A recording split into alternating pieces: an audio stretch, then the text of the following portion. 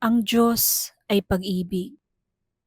Ang sabi sa 1 John 4 verse 7 to 8, Mga minamahal, mag-ibigan tayo, sapagkat mula sa Diyos ang pag-ibig. Ang bawat umiibig ay anak ng Diyos at kumikilala sa Diyos. Ang hindi umiibig ay hindi kumikilala sa Diyos, sapagkat ang Diyos ay pag-ibig. Tuwang-tuwa tayong matawag na Kristiyano. Meron ka na bang new life? Meron ka na bang new hope?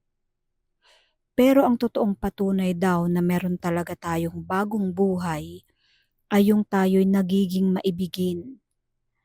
Yun daw ang tunay na patotoo na tayo'y mga anak na ng Diyos at kilala na natin siya.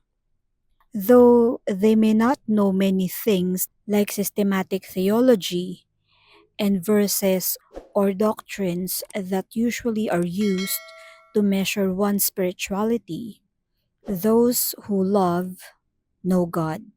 The best way to know God is through the way of love. And the best way to make God known to others is also the way of love.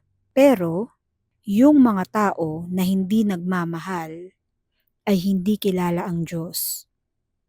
Though maaaring alam nila ang systematic theology and verses or doctrines. Because love is what makes you different.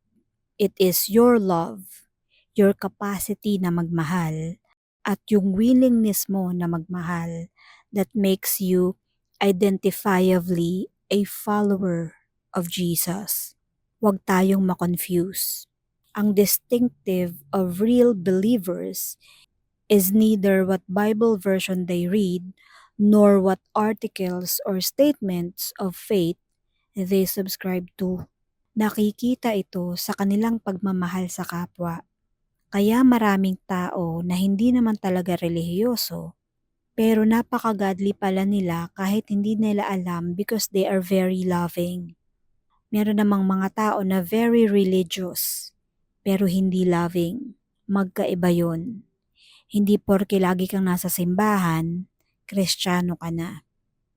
Pero, kahit na hindi ka born again, pero kung ikaw ay loving, daig mo pa ang tunay na Kristiyano. Yung loving kahit hindi religious ay mas tatanggaping anak ng Diyos kesa yung mga Kristiyano lang sa bibig. Kasi ang pagkakakilanlan ay kung paano natin ipakita ang pagmamahal sa ating kapwa. God bless us all.